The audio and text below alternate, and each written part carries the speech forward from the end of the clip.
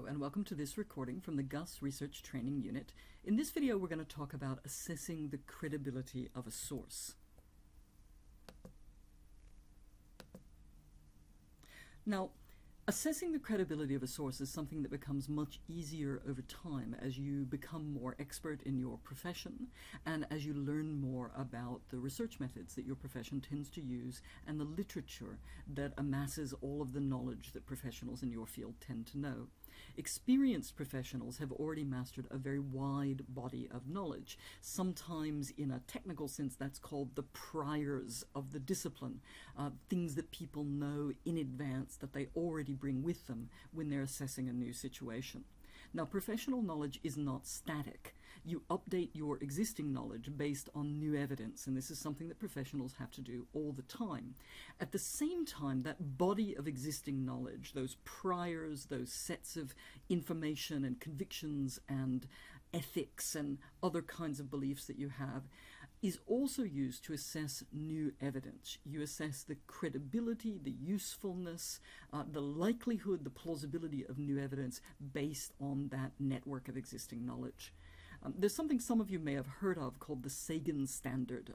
That phrase comes from the astrophysicist Carl Sagan, who popularized it, but the basic concept has actually been around for a while and has been articulated by various people.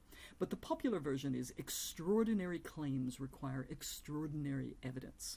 And the question is how you know when you're still in training for a professional space what constitutes an extraordinary claim. How much evidence should you require when you run into a new piece of information to know whether you need to update your priors, to know whether you need to modify your existing sense of what's true or what's not true based on this new information.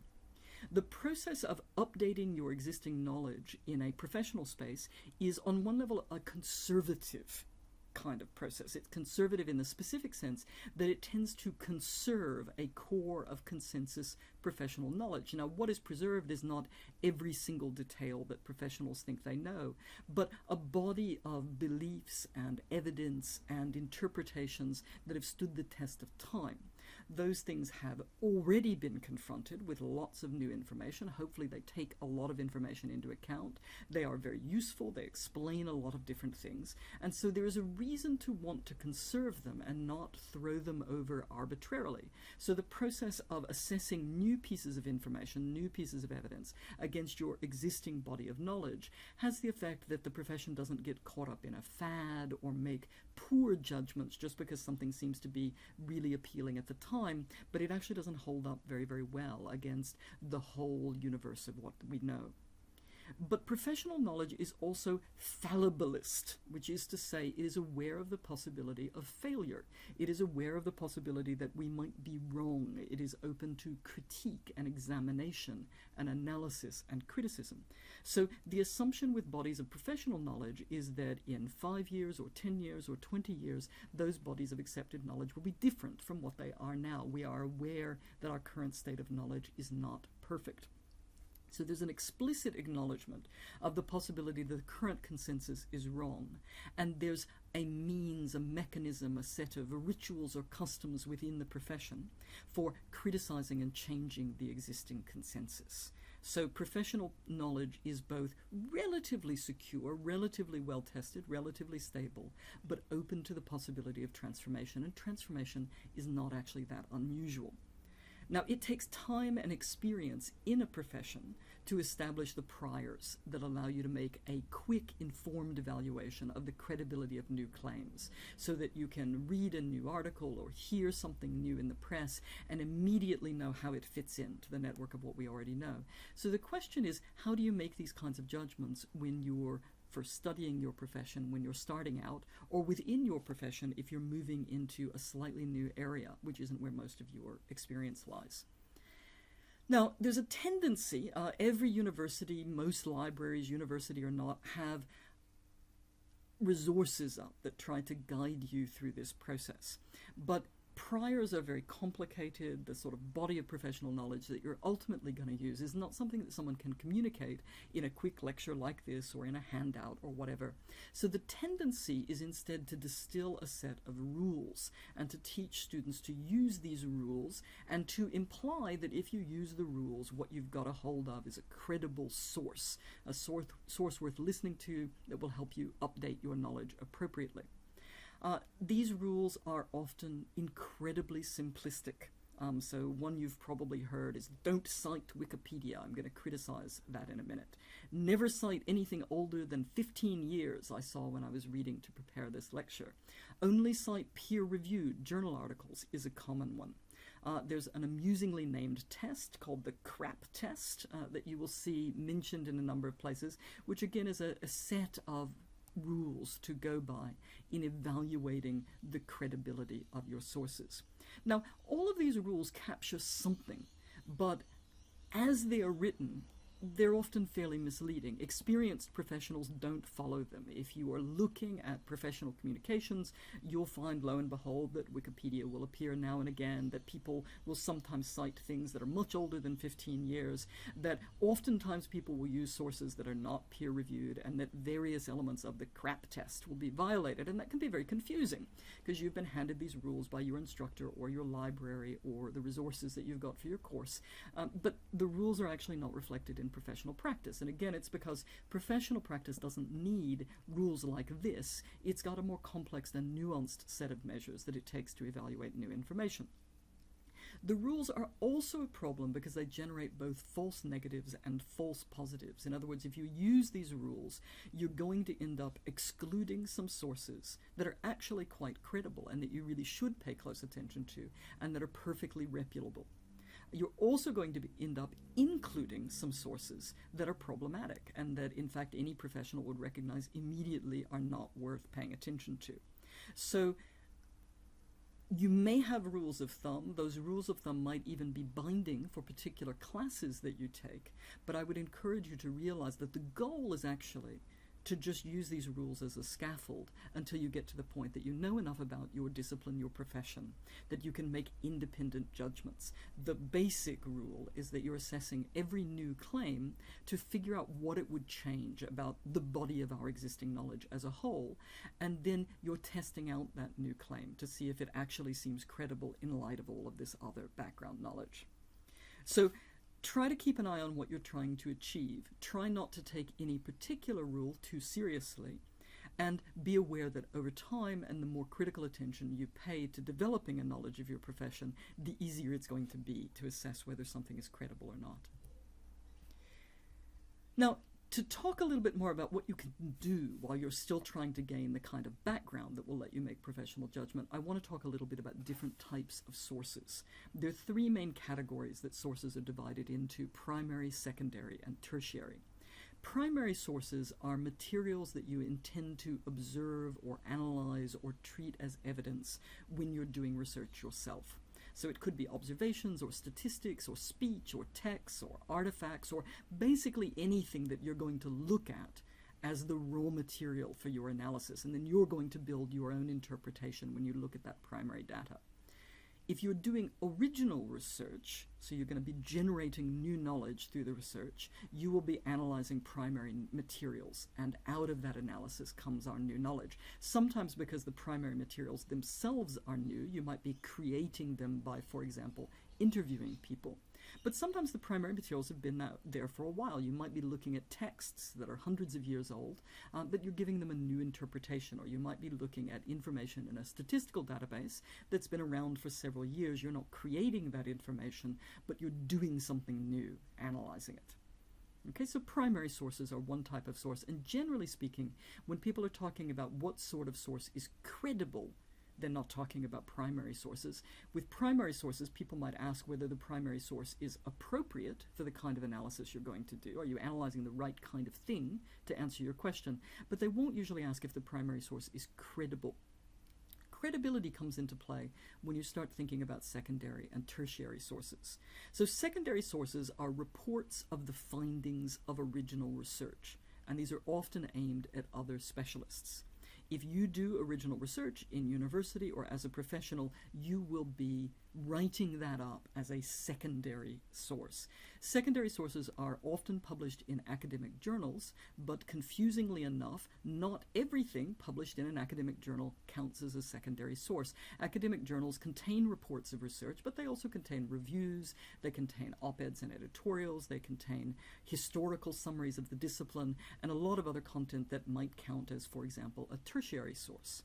So the fact that it's in a journal doesn't mean that it's research. The fact that it's research doesn't necessarily mean it's in a journal. There are places like government organizations or NGOs or think tanks or consultancies that might also publish the results of secondary research. Some journalism might count as secondary research.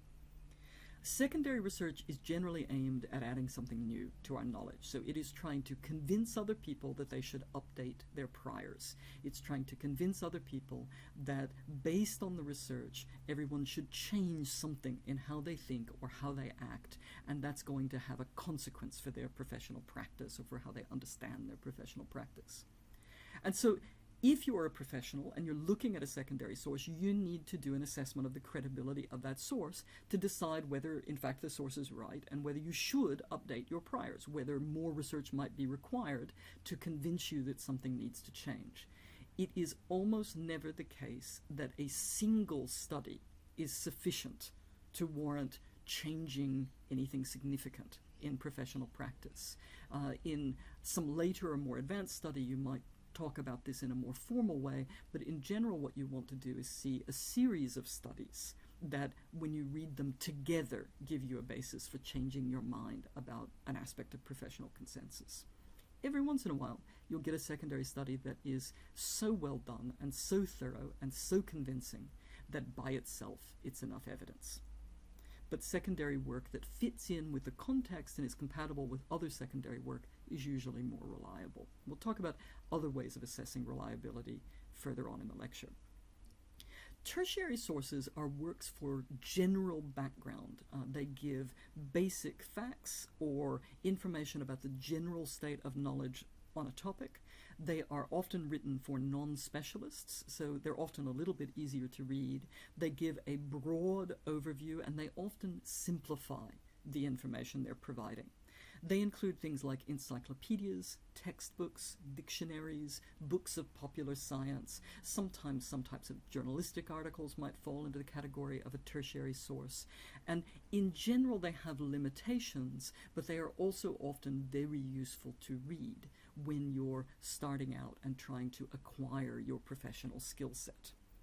Now, how a particular text is regarded might actually depend on your intent when you're analyzing it.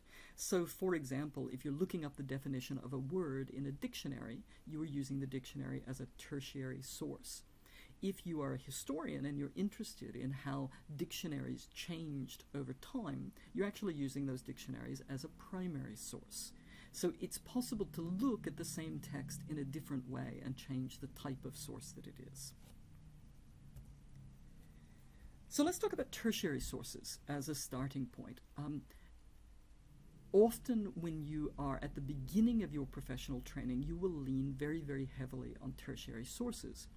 As you continue as a professional, you will also frequently refer to tertiary sources over and over and over again, either because you need to refresh your memory of a particular point, or because you need to update your skills to catch up on knowledge that's progressed since the last time you did your training, or because you're shifting into a slightly new area of professional practice and you need to get up to speed in that area. You will see a lot of rules that claim to ban tertiary sources when you're submitting student assignments. You'll see things like don't cite encyclopedias, and you'll particularly see especially don't cite Wikipedia. I disagree with this advice, but if that's the rule for the course that you're in, you may need to follow it regardless. But I want to spend this slide and the next talking a little bit about how to use tertiary sources correctly rather than banning them. So first of all, any source that you use, you should cite. So if you use an encyclopedia, if you use Wikipedia, don't hide it. admit that you've used it, acknowledge it appropriately, don't get caught plagiarizing because you're too scared to admit that you've used an encyclopedia somewhere. Often you should consult tertiary sources when you're starting out, but you need to understand the strengths and limits of those sources so that you can use them appropriately. There are things that you should not use them for, but there are things that you absolutely should use them for.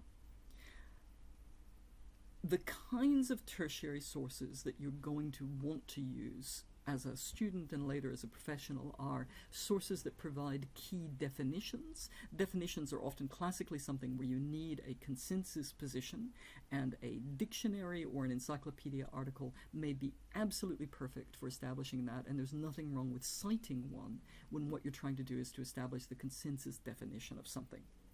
If you want general background or a quick primer on a topic, you should use a secondary source. But if you are doing your own written work, be aware that a tertiary source may not be appropriate for that purpose. So you can use a tertiary source to get yourself to the point that you're then ready to tackle more advanced sources. Tertiary sources are oftentimes also good places to find further resources. They'll often have pointers to more specialist sources, so often you'll want to take a look at them just to work out what to read from there. Tertiary sources can also be good if you're reading along in a more advanced area and you run into a term or a concept or a method or a procedure that you're not familiar with. So you can use tertiary sources to get yourself up to speed, and a well-educated, fluent professional is in fact probably going to be using tertiary sources all the time, but only in very specific ways. Now, I want to say something on Wikipedia. Wikipedia is so often demonized when people talk about the credibility of sources that the level of demonization, to my ear, verges on moral panic. Moral panic being when people become abnormally frightened about something that is really not all that scary. I'll do a confession on this video to make it part of the public record that it would be a rare day when I don't personally look in Wikipedia for something. The key is to know how to read it critically, what to use it for, and what not to use it for. So, like all encyclopedias, Wikipedia has its weaknesses. It's particularly vulnerable to vandalism. So Wikipedia is an online encyclopedia that anyone can edit, and some of the people who try to edit it are editing it for their own entertainment, and they will change entries. Now, often vandalism is really obvious, and it's fixed quite quickly, but sometimes the vandalism has been long-lasting and subtle. Someone will change an article, and they will change it in a way that doesn't seem particularly implausible, and they might even make up a citation for what they've added in, and maybe they'll pick an obscure article. And so some of these have lasted for years. So you need to be aware that errors can be present in Wikipedia, and you should not use it as your sole source. Now, errors can also be present in other encyclopedias for other reasons aside from vandalism, but it is still something you need to be aware of. The fact that anyone can edit Wikipedia seems to drive certain people radically around the bend. There's a difference in philosophy between whether you're going to get a higher quality result when you have a small number of experts who curate the content, or when you've got large numbers of eyes on the page. And it plays out in different ways with different kinds of articles in Wikipedia. So in certain areas where the topic is widely known and where large numbers of people visiting the page probably have reasonable expertise on it, Wikipedia may be quite reliable, and some studies have indicated that it can be as reliable for certain kinds of topics or more reliable for certain kinds of topics than a conventional curated encyclopedia format. The more obscure the article, the fewer the eyes are likely to have been on the page at Wikipedia, and the more likely you are to get something that's a little bit strange. So you have to think about the kind of article you're reading when you're reading Wikipedia. Is it something that's likely to have been looked over by lots and lots and lots of people so that they can pool their expertise together? Does the article look coherent? Does it look like it's well grounded in a secondary literature that it's sourcing? You need to look at it critically. There's a very strange fear. People are warned off of Wikipedia on the grounds that because it can be edited at any time, the page that you cite may not look the same when someone looks at that page in the future. This fear seems to be driven by ignorance of how Wikipedia works. Instead of linking to the main page of whatever article it is that you are looking at on Wikipedia, you should always link to the relevant page of the Wikipedia history, which captures that page as it looked at the time that you accessed it. So if you link to the right bit of Wikipedia, if you go into the history section and you link to the history page, you will in fact be able to reproduce the page at the moment that you saw it. If you link to the main page of an article, all bets are off, and that indeed might have changed. This is a technical issue, and you can find instructions how to do it on Wikipedia itself. The other issue with Wikipedia is the case for any encyclopedia. No tertiary source is going to be sufficient for more than a broad and very introductory background to a topic. So you're going to always need to move on to more specialist sources to demonstrate a professionally adequate level of literacy. Wikipedia or any other kind of encyclopedia needs to be your starting point, and you always need to plan to go elsewhere for greater depth. So the question is giving yourself a scaffold through an encyclopedia resource or a textbook or some other tertiary source, and then you always need to move on from there. So if you stop at Wikipedia, you're doing the wrong thing. But if you start there, you're not. It has some advantages, Wikipedia does, over other sources when it comes to starting out. So there's a few aspects of Wikipedia that are unusual in an encyclopedia that can really help you find ways to leverage your knowledge. So it has talk pages. This is a tab on the main article, and the tab will take you back to the debates that are happening between the main editors of a page over the contents of the page. These kinds of debates always go on when people create an encyclopedia or textbook, if there's a group of authors, but you normally don't get to see them. Wikipedia preserves them. So I recommend taking a look at the talk pages because you might be able to see what's controversial about the main page. History pages. These capture all of the edits to an article over time, and it can be useful when you're looking at a page to glance at the history and see if there have been a whole pile of recent edits, which may indicate that the page is being toyed with or is the subject of debate or maybe is being vandalized. So you can take a look at the recent editing history and the long-term editing history of an article. Wikipedia pages generally include citations and also sections that link to further resources. Often these are very useful starting points for additional reading. The citations are usually much more arbitrary than the links to further resources. When you look at further resources, you're going to want to look at whether they seem generally credible. Are they to government web pages? Are they to university websites? Are they to things that you would normally regard as reliable sources? Okay, moving on from tertiary sources, encyclopedias, Wikipedia, that kind of thing. Tertiary sources are always only general background. They're not sufficient for professional research literacy. Professional research literacy is more specialized. Tertiary sources will lag behind the state of the art. They will lag behind current debate because they tend to reflect consensus positions, and consensus positions usually have been things that have been settled for a reasonable period of time, whereas if you look at more contemporary knowledge, a lot more of it is currently in flux and under debate. Tertiary sources are often greatly simplified, and sometimes those simplifications can make an enormous difference in how you decide what to do in professional practice. And they omit nuance, and they usually do not sufficiently flag the level of debate. Secondary sources are generally produced in order to intervene in a debate. That's what they're for. So they are in a contested terrain. You don't publish a secondary source that reflects the consensus position in the field. You publish a secondary source in order to add something to the existing consensus or to contest some aspect of the existing consensus. Secondary sources are more difficult to read and assess than the tertiary literature for various reasons, and so you're going to need some strategies for how to approach this literature because it is generally more difficult to understand. It's often written for a specialist audience, and so it will assume that it can use professional jargon because it's writing to other people who understand that jargon, and it will assume that there is already an awareness of the consensus background knowledge of the field. It will assume it's written to people with similar priors. This can make it very, very difficult to unpack if you don't yet know that jargon and if you don't yet share those priors. It is often written for readers with very high levels of education, whereas tertiary sources are often written for younger readers, newer readers, less specialized readers. They're often just more accessible. Secondary sources tend to assume that it is writing to other researchers who will have high levels of education. It is also, unfortunately, often written by people who were hired for their research expertise, not for their writing skills. So some secondary sources are hard to read because the people who write them are not writing specialists. They are there because they are good researchers. Writing is only a subcomponent of research skills, and so sometimes you do just have to slog through some writing that is not the most eloquent.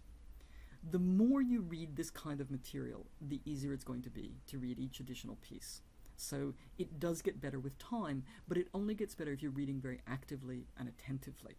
So the more you do this, the larger your capacity will be to sort of follow this kind of writing. You'll get used to the jargon, you'll gain more background.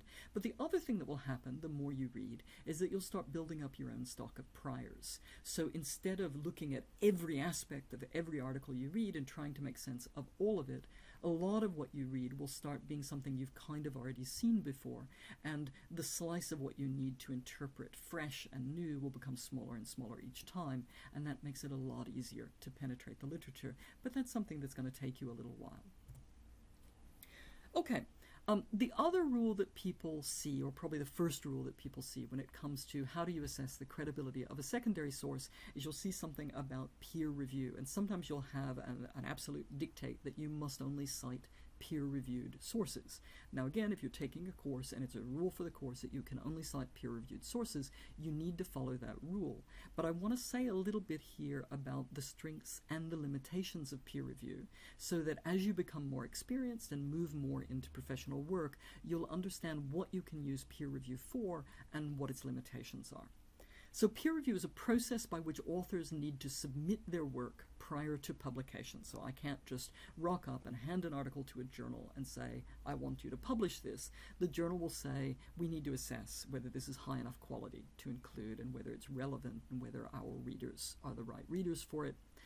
And a journal will send a piece, or an academic publisher of books will send a piece out for review by a small number of established experts in the field, and those experts will read the draft piece and they will come back with feedback, and that feedback could be, no, sorry, this is too flawed, we're not going to publish it. It could be, this is not relevant to the readership of this press or this journal. It could be, this looks quite interesting, but we've caught some errors, or we've noticed some areas where we need some clarification. Go away and revise it and send it back to us. So it's a quality control process where existing experts in a field who have well-developed priors about what counts as proper professional practice in that field take a look at draft work and decide whether and when that work crosses the hurdle to be allowed into publication. Now, often peer review is talked about when people are describing it to students as if it is a gold standard or a very high barrier to entry, so that you can have confidence in something when it is peer reviewed. This is a misleading way to describe peer review. There are things that peer review does and there are things that it does not do. Among other things, a lot of work is high enough quality to get through peer review, but it is still part of an ongoing scholarly debate, and so the conclusions of the work may well be disproved by later work. Peer review, even when it is done well, is not designed to finally settle the matter. Okay, so it's not designed to say, now that this is published, everyone needs to update their priors. Peer review is an indication that the publication merits consideration, that it seems to meet a level and a standard of quality that it is worth professionals in the field taking a closer look. Okay? There is then a more extensive review process that only plays out after publication, where professionals do take a look and then they judge the article. They might do further research, they might debate it, they might criticize it, and it's only after a publication survives that broader post-publication review process that it actually has any impact on professional practice. So peer review is the initial hurdle, but it is not the final hurdle. So you can find a peer review article on something, and that's nice, and that means that it's met some level of quality, but it doesn't actually mean the conclusion is correct. That's not what peer review is designed to do. So the limitations of peer review, aside from this, are that it is actually not designed to detect outright fraud. Okay, so as a reviewer for a journal or for an academic press, you will sit down and you will look at the coherence of the article that's presented to you. You'll look at the evidence the article claims to have collected, and you'll look at the conclusions drawn, and you'll make some assessments about whether the conclusions make sense in light of the evidence. You'll make some assessment of whether the method seems like a sound method to get to that conclusion. But you actually don't know whether the data was collected the way it was claimed. Sometimes there's internal evidence that there's a problem, but often there's not. There's a website called Retraction Watch that, among other things, watches papers that get retracted because someone fiddled a bit with their data or for other reasons. It can be useful taking a look at that website to get a feel for this particular weakness of peer review.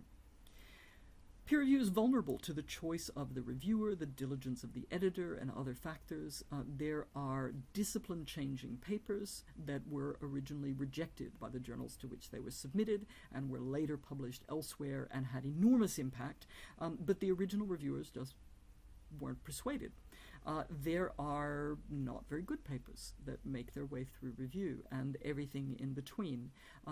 Reviewers vary in their own expertise on the subject matter of a particular paper. Editors vary in how they choose reviewers for a piece. So again, peer review is a hurdle, but it is not the hurdle, it is not the final hurdle, it's not the final word. There's also a phenomenon that's become increasingly common recently that is often called predatory journals, and these are not a huge problem for people who are experienced in the field, but they can be a real trap and a minefield for newcomers. Predatory journals are journals that mimic the appearance of a real journal. They might give themselves a name that is similar to a very prominent and respected journal's name. They may set up a website that looks like a very professional website. They may set up the appearance of a peer review process. So if you look up the journal, it says that it's peer reviewed, just like a really high quality journal says that it's peer reviewed. But in practice, those journals accept everything. There used to be a really useful list online called Beall's List that collected predatory journals. Beall's List has recently been taken down. You can find an archive of it at the Internet Archive at the moment, and hopefully something will come up soon to take its place. But with predatory journals, if you are a novice and trying to work out whether something might be predatory, you may want to consult with a librarian at your institution who's the most likely to have that information, and you'll slowly get a growing knowledge of the main journals in your professional area, and then you can be particularly wary if you start seeing journal titles that mimic those names, but be aware that it is a serious problem. So you could get something that looks like a peer-reviewed source, but in fact the journal would publish anything. At the same time, there are high-quality sources that don't use an academic peer review process. They may have other ways of assessing the quality of what they're going to publish. So, for example, you have publications by government departments. You have certain kinds of university publications that are prior to peer review, but can still be quite interesting and useful for a field. You have major non-governmental organizations that conduct studies and post findings online. So, peer review is a hurdle and is a standard, but frequently professionally you'll be taking access to sources that have other forms of vetting. Okay, so you've got a source, you've got an article, you've got a book, and you're trying to work out how credible it is. What can you do? Peer review can be one factor that you can look at. You'll want to take a look at how the piece is published. And again, you'll get varying advice on this, including a lot of rules that sort of never take something that's published on the web or something like that.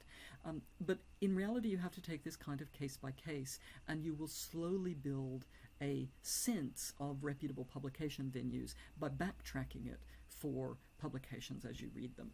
So if something is published in a journal or an academic press, you can do due diligence on the press or on the journal as a whole. So is it a legitimate journal? Is it a real press, or is it a so-called vanity press where authors pay the press to publish them?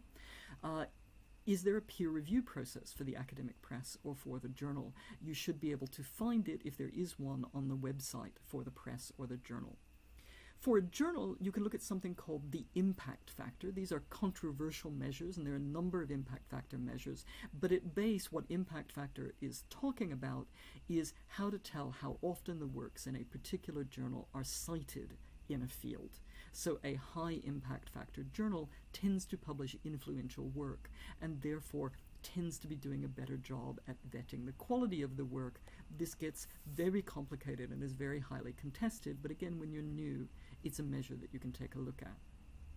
You can take a look at the journal's presence on lists of high quality and influential journals in the field. Now again, there's a grain of salt element to this, because journals that end up on lists tend to be journals that have very wide audiences for that particular field. There may be very high quality specialist journals, but the specialty is so small that they're never going to end up in a list of this sort. You have to play it with a grain of salt, but again, it's useful when you're starting out.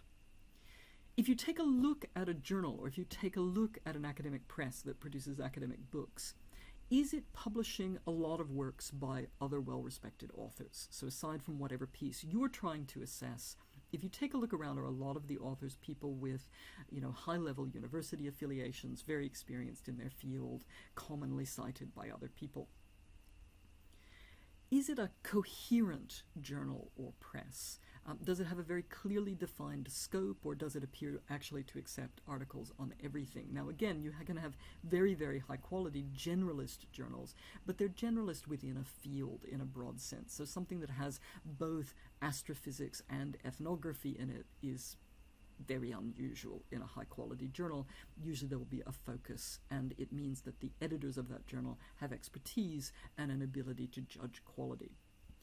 The production value of a journal, does it seem well edited? Does it look like there is attention being put into it? This can be a useful way to detect some predatory journals, because it looks like something that kind of anyone could have thrown together in an afternoon. It's not a universally valid test, but it is something that you can think about when looking at a journal. Does the journal or the press have a particular editorial line? When you skim the abstracts or the opening editorial introductions to several issues, is it looking like this is a journal that thinks of itself as pushing a particular position across many publications? It again doesn't necessarily mean that a journal is bad because it has an editorial line, but you'll certainly want to be aware that the editorial line is there when assessing what the journal publishes. In terms of thinking about venues for non-peer reviewing publications, sometimes called grey literature, is the venue associated with some kind of credible organization? So you're looking at the website of a government department, or a respected non-governmental organization, or a university, or something else where there is a reason to think that they know what they're doing when they put something online and they've got an internal quality control process. Are they putting out content by generally well-respected authors and they're actually aiming it at specialist audiences?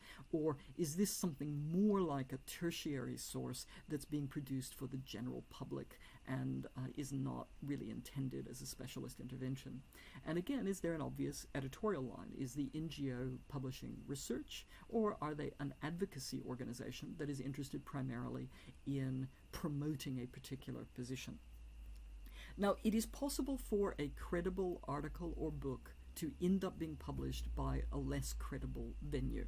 So it is the case that sometimes strange things happen, but it should always raise a question in your mind why it is that the article didn't choose a more reputable venue. Okay, so taking a look at the venue is your first hint, first layer. You can also evaluate the authors of the pieces. Now, again, this has some limitations because a new author starting out will not have enough of a track record for you to be able to judge this. So not being able to find out this information doesn't necessarily mean that an author is suspect. But it's good when thinking about author credibility to ask things like, is this person someone who has credentials in the field in which they're publishing? If you are a physicist and you publish an article about sociology, that doesn't necessarily mean that your training is aligning. You may have a doctorate, but not in the area that you're publishing in. So think a little bit about what kind of training they have and where it's from. Is it legitimate? Is it true? Affiliation. Are they working at a reputable institution? This might be a university or government or respected private research group. Again, people continue writing even after they've retired. They publish things before they have institutional affiliations of this sort. So it's not a hard and fast rule, but it's something to think about when judging the author. Track record. Has the author published previously in reputable venues on this topic? Again, a new author won't necessarily have done this, but an established author should have a record of publication in an area over time that lets you know that more than one venue would publish them, that they've probably been peer-reviewed multiple times, and that their work has been subject to some scrutiny. Impact. How influential is this author? Are they commonly cited or discussed in other reputable works? A lot of library databases, including tools like Google Scholar, will let you type in the name of a person and pull up a set of their works, or the name of a work, and it will let you backtrack to how many people have cited that work. Some authors will have public profiles on Google Scholar that will have something called their H index, which is a measure of how often they've been cited by other people. So you can take a look at these measures of author influence. The more influential and the more cited someone is, generally the more credible they are. There are exceptions. There are works that get cited by lots and lots and lots and lots of people because they are particularly bad. And so they are frequently used as examples of bad works. You want to exercise a little bit of caution there. The reputation of the author. If the author has written books, not all authors do, those books might have been reviewed. You can get a feel by reading some reviews, even if the book is not the thing you plan to read. Reading some reviews of book-length publications can give you a feel for how the author is regarded in their field. Editorial line. If you skim at abstracts of a set of the author's work, does it look like they've got a particular line that they're trying to push that goes above and beyond what's grounded in just their research findings themselves? Is there something that suggests that they have a bias or a commitment to certain conclusions rather than following where the data leads in their work? You can also take a look at funding. Is the author financed by an organization where the funder might have a vested interest in the outcome of the research? Now, in many fields, authors are going to be reliant on funders of various sorts because research can be expensive, and certain kinds of studies will almost certainly have funding organizations. You can take a look at the steps that an author has taken to assure their independence in the face of any possible pressures from the funding organization. Funding is not a reason to rule out the results of a study, but again, it's something to be aware of. So as I've said, these kinds of measures fall down a bit when you're talking about someone who is just starting out as a researcher, but the more established someone is, the more experienced they are, the more they've written, the easier it is to do this kind of background checking on the author. Also, the more experienced you become, the easier it's going to be for you to assess an argument on its own terms without relying so heavily on kind of proxies like this. Okay, so then we come to evaluating the individual works. You've taken a look at where it was published, you've taken a look at the author. Those give you some sense of credibility. But at the end, and also with newer authors, you're sitting there with a work and you need to decide whether this particular work is credible. If it is an older work and it's been a book, it may have been reviewed somewhere. So your first step might be to take a look at reviews of the work. If it is a journal article or an older book, it may have been cited somewhere. So again, you can use a library database or a tool like Google Scholar, and you can click on the cited by link when you look the work up, and that will give you a whole set of other works that have cited it. If it's been cited a lot and it's not being cited as a bad example, then that tells you something about its quality and its influence. For older works, it is always also worth checking whether its findings have been disproven or superseded. The work, in fact, may have been very credible and may have been very high quality in its day, but depending on the field, if enough time has passed, it may have been disproven. So if you find yourself working with an older literature, there's no absolute cutoff before which the literature is not valuable to you anymore, but you are going to want to make sure that you do your due diligence and check later works to see if we now know something that disproves an earlier argument. If you're looking at a newer work or a work that's not been commonly cited, you need to assess it more on its own internal merits. And again, this gets easier the more you read, but there's some basic things that everyone can do even from the beginning. So you can ask yourself whether the work is internally coherent. Does the piece actually do what it says it's going to do in its abstract and introduction? Non-credible pieces very frequently make bold claims in an abstract or in an introduction that have very little to do with what the rest of the article says. So you can check that relatively easily, even if you don't have a lot of experience making sense of these kinds of articles. You can take a look at the methods and ask whether they make sense given the questions the piece is asking.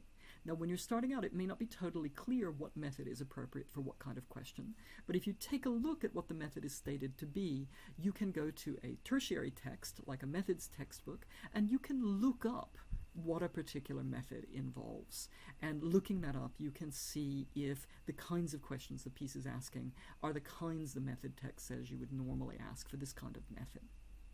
You can take a look at the logical flow and possible logical fallacies in the piece. And these are things that just have to do with your own sense as a reader. Does a particular claim have enough evidence to support it? Is someone drawing a conclusion when in fact other conclusions are possible? Is someone incorrectly extrapolating from their data to their conclusions? Does everything sort of flow and make sense? Or is it kind of internally incoherent?